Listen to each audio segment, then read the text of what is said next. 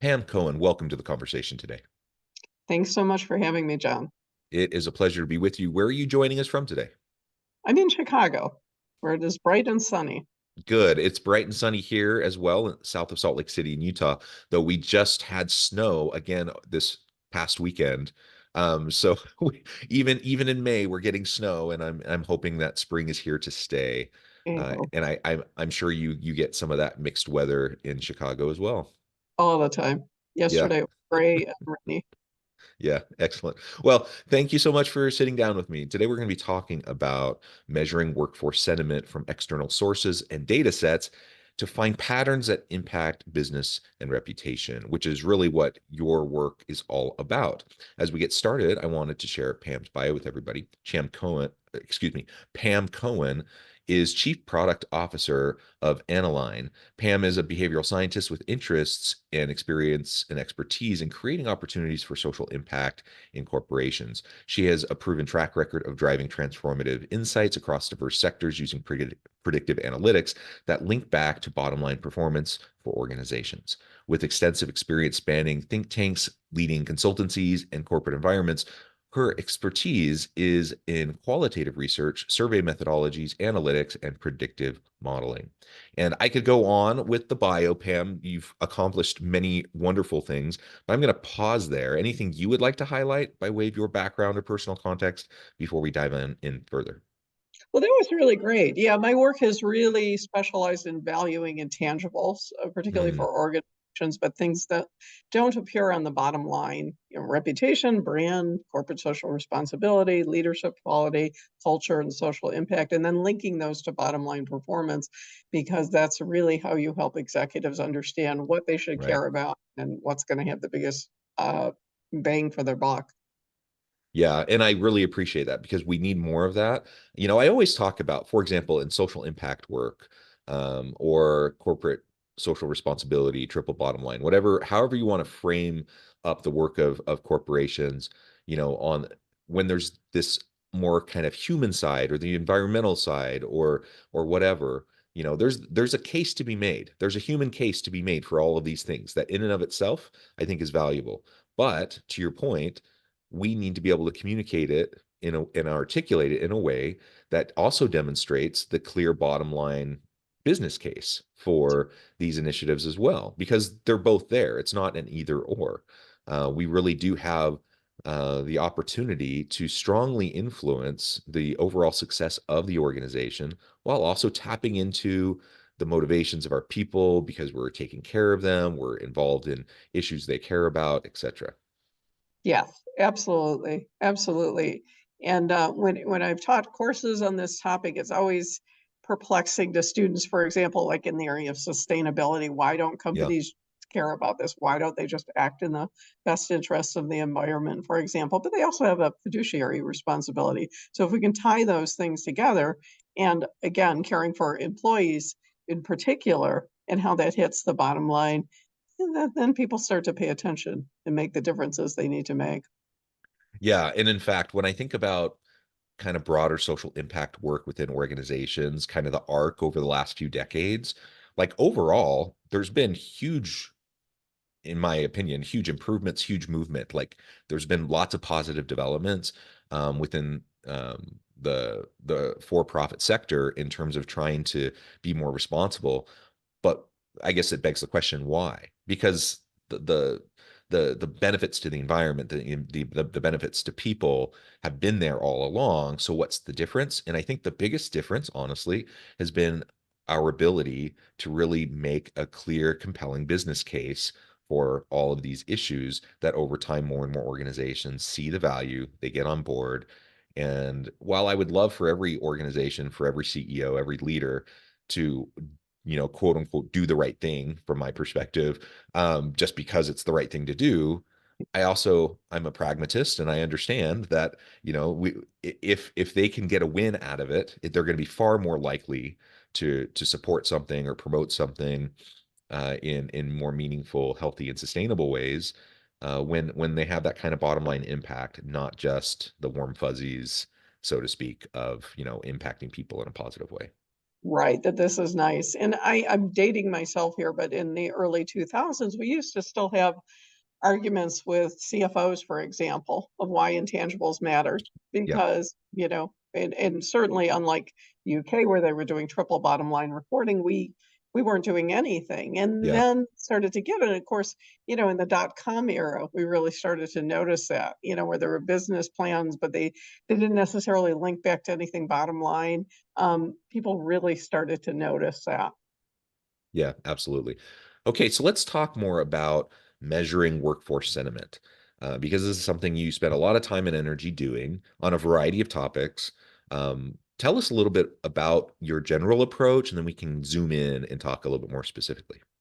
Well, in particular at Aniline, one of the things that we're doing is scraping 27 different sources of employee sentiment data, Hmm, and bringing it together and combining it in a way that actually explains various categories of employee sentiment. And one of the things that I love about online data like this is that employees feel much freer to comment than they would on an in-house survey where yes. promised anonymity, they're promised confidentiality, but they're not really sure. But if they get on some platform, some social platform, some of the more well-known ones, Glassdoor, Indeed, and some of the lesser ones as well, they're going to be a lot more likely to not only speak more openly, but they're going to speak about topics that might not have otherwise come up. And that's one of the things that I just love about this kind of data. It's open, it's clear, it's comprehensive, and we pull it together in a way that makes sense, in a way that you can combine these into comprehensive categories where you can define them and where you can help companies take action. So that's really been my focus more recently at Aniline. That's wonderful. And to your point about anonymity, that's really, really important. Confidentiality and anonymity. And even when organizations do in-house surveys and they promise that that's the case, there's still, in many places, large scale distrust in that. Exactly. And in many cases for good reason, because there was an interesting study put out in Harvard Business Review a month or so ago about employee surveillance and the impact of employee surveillance on productivity and innovation. Spoiler alert, it's not good. Like when you're micromanaging and surveilling your employees, but lots of organizations do it and they do it pretty blatantly. And even, I was at an organization recently where they were doing just a climate, like an annual climate survey, an employee climate survey. And in the survey itself, it specifically talked about anonymity. But then in a side meeting I was having, someone admitted that they actually track all the IP addresses of where each survey comes from so that they can tie it back to a particular person. And in their mind, that was a good thing because then they would know who they could follow up with if there were concerns. From my standpoint, I'm like, oh my gosh, you are just like violating a major contract with that employee where you said this is anonymous, so that those types of behaviors, as well intentioned as it may have been in that case, I think they thought they were doing something that was reasonable, as well as intentioned as that person may have been for setting it up that way. Those types of issues happen in organizations all the time. And so having third party outside places where this data can be gathered and then being able to pull that in together for meaningful analysis and insights is super valuable. And it helps us get past that, the potential distrust that employees may have within their own institution. Exactly, and oftentimes they'll bring up issues that they wouldn't have brought up at the organization when they're asking, particularly with a CAN survey, Mhm. people will bring up issues that they're having. And, one of the really interesting findings, I think we have 700 million data points, is about 52% of those comments are actually positive. Mm, Because a lot of times, we hear, well, isn't all that just going to be negative? Negative commentary, isn't it all just people are disgruntled? And that's really not the case. I mean, 52% are positive. Most people will really try to be measured when they're on yeah, a site like that, in part, so that their critique will be taken seriously. yeah, It's really interesting. I mean, and of course, human behavior is really influenced by biases and social dynamics that might not be specifically observable on a day-to-day basis, but in these kind of platforms, they really come through. And they can talk about all sorts of things: cultural misalignment, discrimination, favoritisms. Companies could really discover a lot about hidden biases that they have in the way that they're um, doing business that can allow them to make some easy changes before morale is impacted. And that's huge. Yeah, that is huge. So, if you don't mind, could we dig into maybe one or two examples of some of the recent types of studies you've been engaged in as you're scraping the secondary data from various sources to then provide insights to organizations around their business impact and reputation? Yeah, absolutely. I mean, I think one particularly interesting example is data that we had scraped on several banks, including like Silicon Valley Bank, leading up to their failures. Yeah. Um, there were tons of risk indicators. Employees really knew the truth, but they didn't feel like they were being able to express that. It was a truth that sometimes the CEO didn't want to hear. We were able Mhm. to effectively predict these kind of things from seeing the warning signals that were leading up to that, leading up to those failures that could have potentially been prevented had employees be able to speak the truth.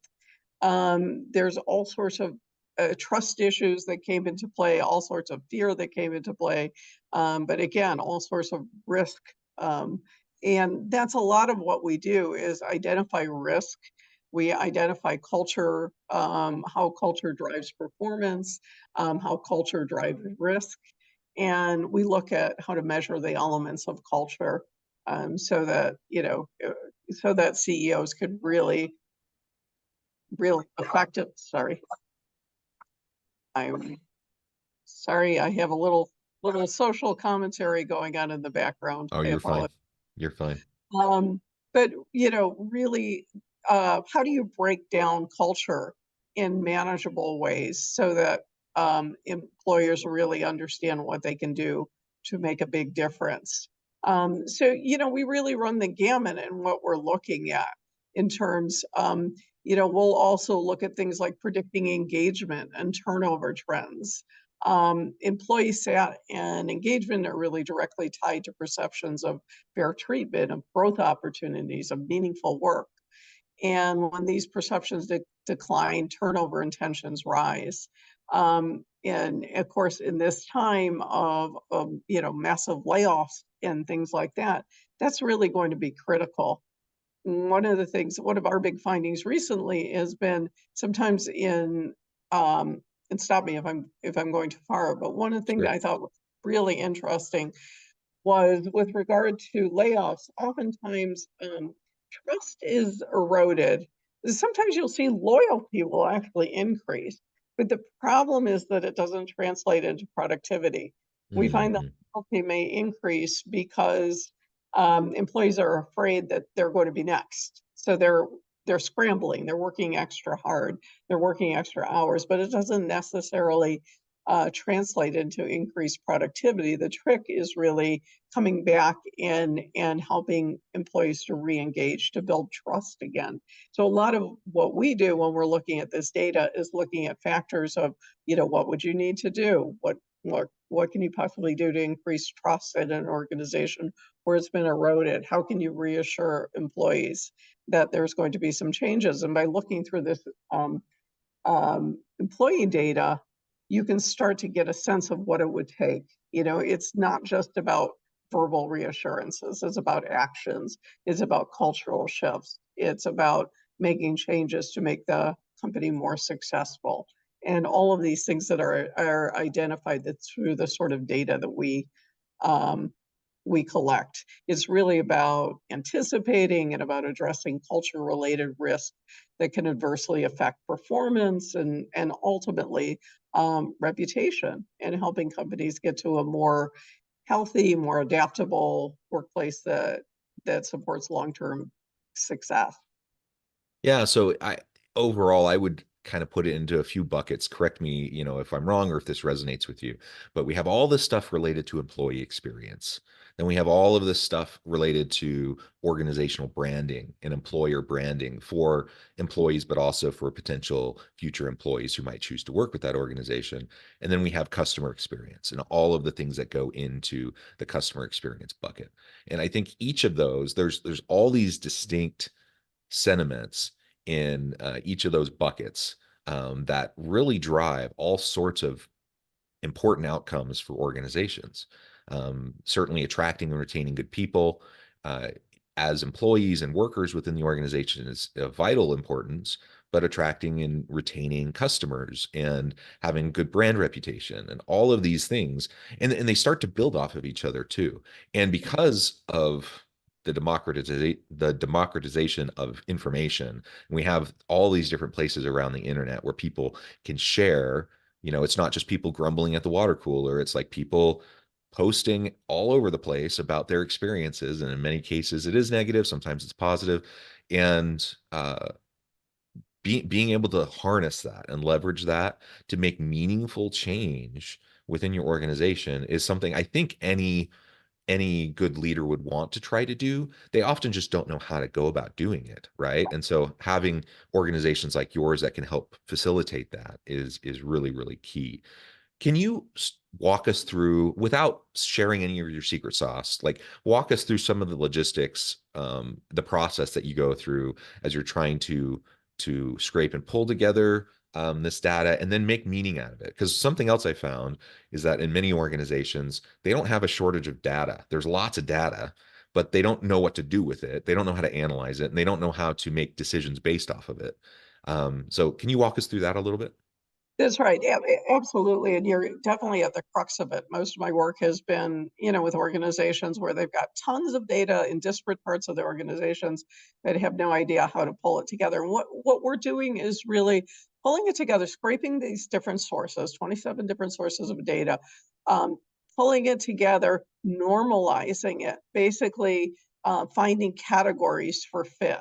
And when I work individually, I'm working on what's called a grounded theory method, which is basically to put ideas together that seem to hang together, but then later on attaching labels to describe them so that you're starting with no preconceived notions of what something should look like, and then letting the model emerge, letting the themes emerge in and of themselves, and then attaching a label to describe them so that we're coming up with ideas, and you're looking both for ideas that refute and also confirm, that this area. And then eventually what you have are very, very strong constructs, very strong and definable constructs that you can Mm, attach these labels to. Not only that, but you also have the definitions behind them.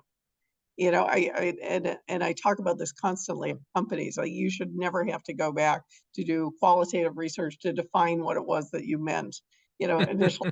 Because otherwise it's really meaningless. And what I love about this kind of data is it's coming purely from the voice of employees. So you can be using terms to describe it that also come from their voices. So you don't have to wonder what was meant. So you combine those, and then from there you can come up with these general themes. Now we have an Aniline index, which actually is a score on how well they're doing in particular areas. And at this point, we can also then define for them what it was that we meant when we were talking about culture, what it is, what we're talking about where, leadership is not doing as well, or maybe, culture is higher, or trust or loyalty or things like that. What is meant by that? Exactly how is that defined? And also what kind of an impact would a change in those have on ROI factors, things like retention, things like loyalty, things like recommendation as a place to work. That's absolutely critical as well. So we're putting together these models in a way. We use generative AI. We also use some very standard statistical techniques to pull this all together into very robust predictive models that can both help an organization understand what matters, but also how much different changes would link to bottom line performance. yeah, and that information allows us to make data informed decisions. In a complex world, complex environment with all sorts of noise and data coming at us all the time, I think most leaders want to make good, informed decisions. Oftentimes, they're doing the best they can within the context they find themselves in as they're being bombarded by different voices, different sources. Um, Providing some clarity around that, providing some easy ways to understand and kind of pull out the different pieces of the noise into things that make sense. That's going to be really, really important to help organizational leaders, uh, not get caught in analysis paralysis, but actually put proactive steps in place to resolve. So if you have cultural misalignment, if you have disengagement and dissatisfaction around various topics or issues, if you have eroding trust, like it's the first step is to really understand this is a problem and what goes into that problem.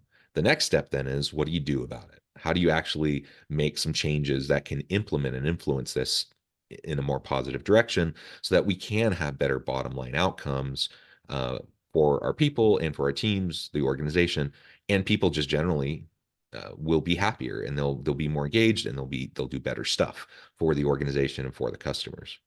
Right. And so often the changes that need to be made are not expensive. Yeah. I mean, they really have to do with shifts in attitude, shifts in the way that you communicate with your employees. And if you pull this data together in a way that really lets these concepts, these themes emerge, so you've got a robust definition, you can take action fairly easily, fairly quickly. I think a lot of times our customers, our clients are really surprised that how strategy will really jump off of the page at them. I've so many times been in boardroom meetings at various companies where I was consulting, where nobody's ever asked the opinions of the employees. They're just guessing. I heard Yeah. this, heard so and so this. We try to eliminate the biases that come from a one-off story. An outlier, for example. It's amazing to me how many strategies have been built on outlier data, where there's one really fantastical tale. It's fun to tell, it's interesting to hear, but it's really got no basis in reality for the rest of the organization. And this is where we're combining massive amounts of data to give you information. You could trust that. That's robust. The other is just kind of interesting, but it's not something you want to base company strategy around.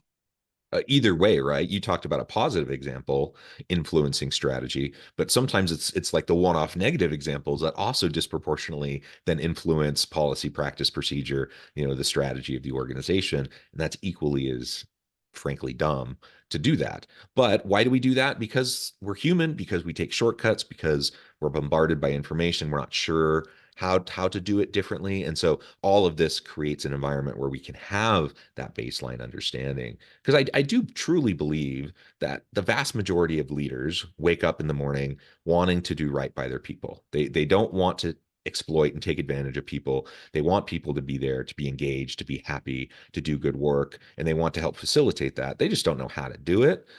In many cases, they're just kind of replicating what they've seen in leadership in the past, whether or not it was successful or effective or healthy.